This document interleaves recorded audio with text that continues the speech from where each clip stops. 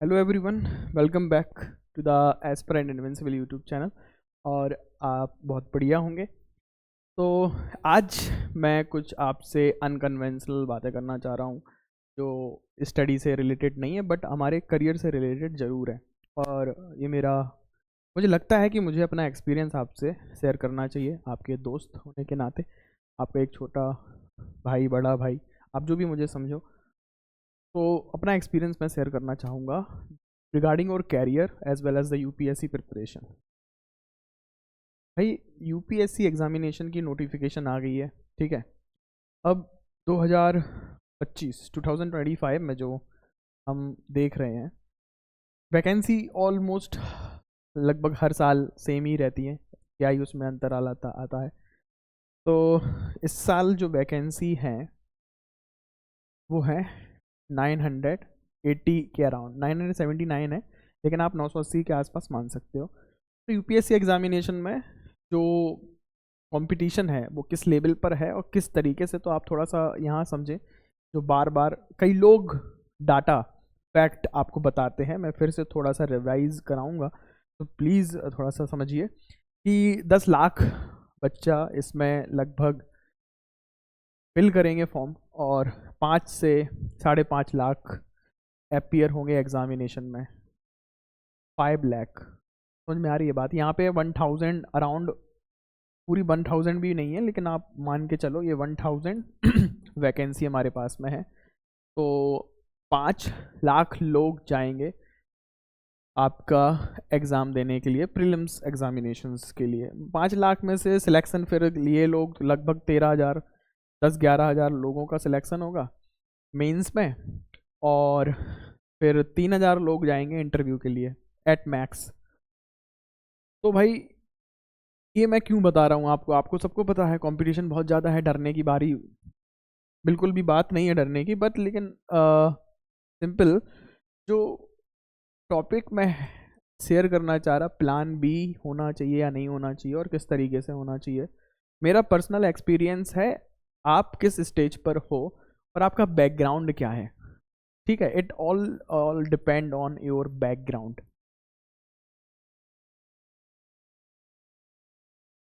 आपको plan B के बारे में बिल्कुल भी नहीं सोचना है अगर आपका फर्स्ट और सेकंड अटैम्प्ट चल रहा है, और फर्स्ट अटैम्प्ट है, फ्रेशर हो आप, if you are a fresher means graduation आपकी बिल्कुल 6th सेमेस्टर में चल रही है या फिर 3rd ईयर में हो, 2nd ईयर में हो, और आपको प्रिपरेशन स्टार्ट ही करनी है, और आप फर्स्ट अटैम्प्ट देने वाले हो 2025 में, 26 में, और जो भी आप दोगे भी।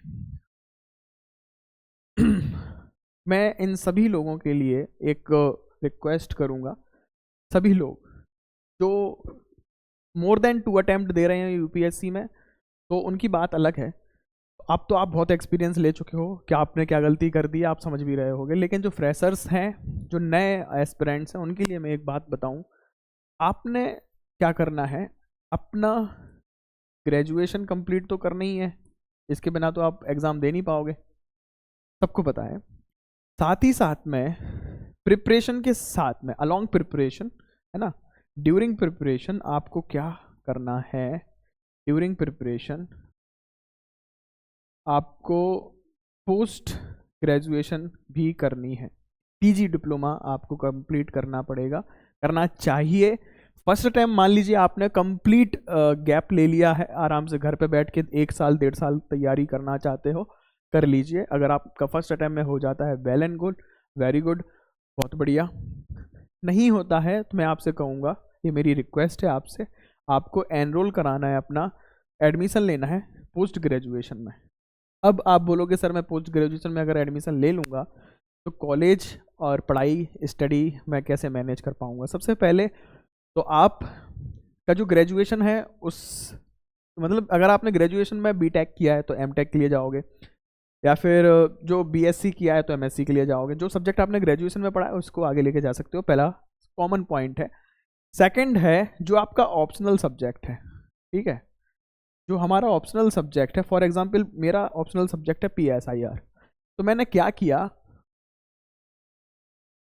सेकंड अटेम्प्ट के बाद में इग्नू से मैंने एमए का फॉर्म फिल कर दिया था पीएसआईआर में, और आज मेरी MA कंप्लीट है, बस मार्कशीट मुझे मिल जाएगी तो MA मेरे डन है, कंप्लीट है। मेरा BSc था PCM से, लेकिन पोस्ट ग्रेजुएशन मेरा कंप्लीट हो गया।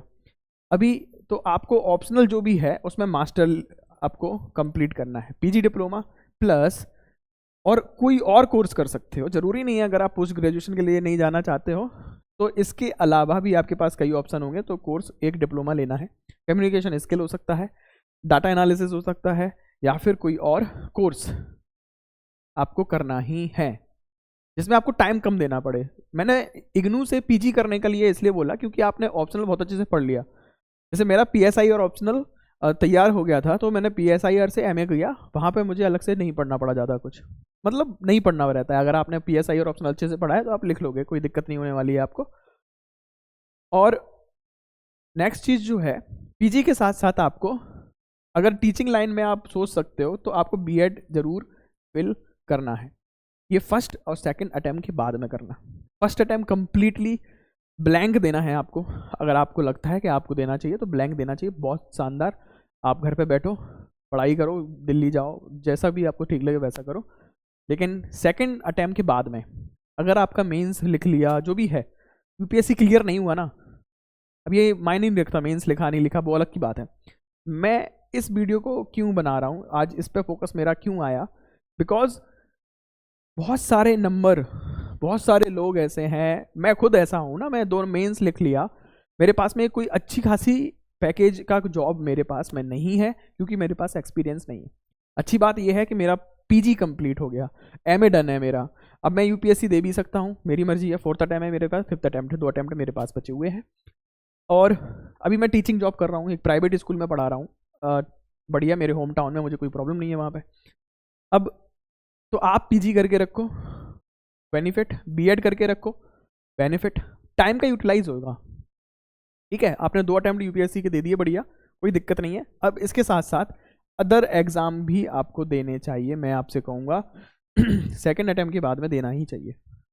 इसके साथ दे दो, नहीं तो इसको आप UPSC को थोड़ा सा आप पे बैकग्राउंड पे डिपेंड करेगा। मैंने पहले बोला था क्या कि फाइनेंशियल बैकग्राउंड कैसा है, आपका बिजनेस पहले से है, UPSC नहीं भी होगा 6th अटेम्प्ट में तो कोई दिक्कत नहीं है, घर चल रहा है, आपका खर्चा चलता रहेगा, घर से आता रहेगा, कोई दिक्कत नहीं है। लेकिन अगर कुछ लोग होते हैं ना, वो बहुत, मैं मतलब बिहार, UP, MP के लोग, हम लोग जाते बस कलेक्टर बन के आएंगे, ऐसे काम नहीं चलता, ऐसे काम नहीं चलता। आपने 5 से 6 साल निकाल दिए, रोते रोते डिप्रेस हो जाते हैं, स्ट्रेस में रहते हो, तब झंड कर देते हो, उसके बाद रियलाइज़ करते हो कि मैं क्या ही कर लिया।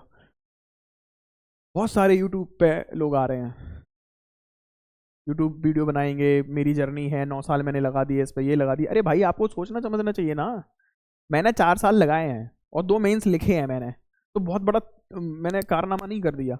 लेकिन मैं आपको बता रहा हूँ कि मैं रियलाइज़ कर लिया था, मैंने 1 साल पहले, 2 साल पहले रियलाइज़ कर लिया था, भाई UPSC मेंस ठीक ठाक है, लेकिन अपन को और जितना टाइम चाहिए वो मुश्किल है मिलना, तो अपन को कुछ और देखना पड़ेगा, कुछ और करना पड़ेगा। ठीक है, तो आप सोचो, आपको बिल्कुल भी नहीं 3-4 साल के बाद बिल्कुल भी UPSC डेडिकेटेड पढ़ाई नहीं करनी चाहिए। आप समझो, कुछ लोचा है हमारे पढ़ाई में, हमारे स्ट्रेटजी में, है ना, हमारे तरीके में, कि हमें इस एग्ज़ाम को क्लियर करना क्यों नहीं हो पा रहा। ऐसा थोड़ी है कि आप 10 साल लगाओगे तो दिमाग धीरे धीरे बढ़ता चला जाएगा और आप एग्ज़ाम क्लियर कर लोगे।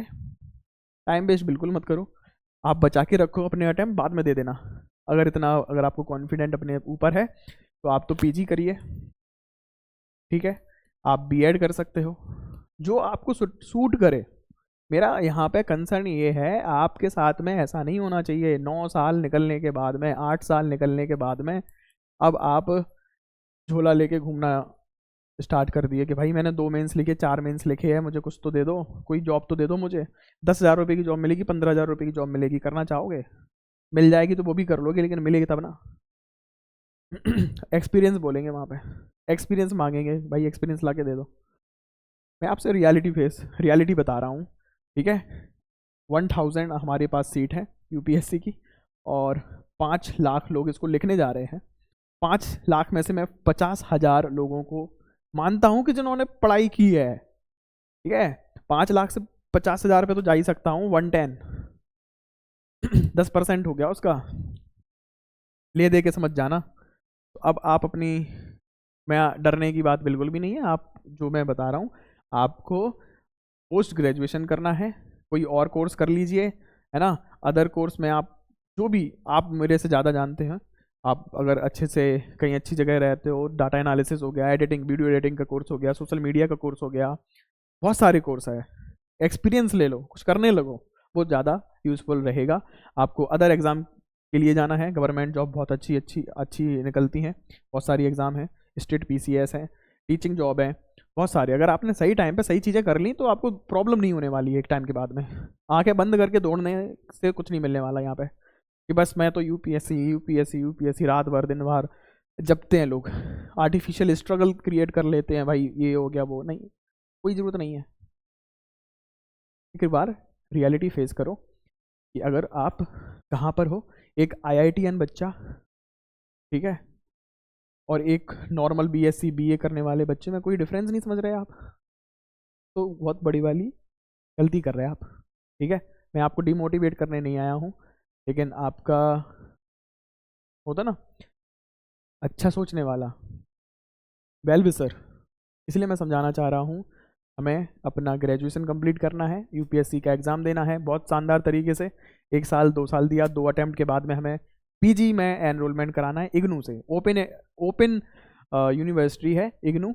आपको ना कहीं ऑफलाइन क्लासेस में जाना है, ना कुछ कहीं पर जाने की जरूरत नहीं है, असाइनमेंट सबमिट करो, एग्ज़ाम देने चले जाओ 6 महीने में एक बार, बात खत्म, डिग्री आपके हाथ में आ गई, पोस्ट ग्रेजुएशन हो गई, ऑप्शनल पेपर से किसी कोचिंग में जाओगे तो ये काम आएगी, बीएड आपके पास में ये काम आएगा, स्कूल में, टीचिंग जॉब में, गवर्नमेंट जॉब आएंगी तब भी आप यूज़ में ला सकते हो, कर सकते हो। तो फाइनेंशियल बर्डन नहीं रहेगा ना आपके पास में, जब 3-4 अटैम्प्ट हो जाते हैं ना, तो फिर दिमाग दिमाग से कुछ काम नहीं करता यहाँ पे। तो आई होप वीडियो अच्छी लगी हो, तो अपने दोस्तों के साथ में लाइक करो, शेयर करो, उन लोगों को बताओ, है ना। और आपको अगर कुछ डाउट है, आप मेरे लिए सजेशन देना चाहते हो, कमेंट में ज़रूर बताया करो कि इस पे भाई टॉपिक पे इस वीडियो बना दो, इस तरीके से बना दो, जो भी आप मुझसे पूछना चाहते हो, कराना चाहते हो, बताना चाहते हो, तो आप सजेस्ट जरूर कर सकते हैं। Thank you so much, take care, love you all.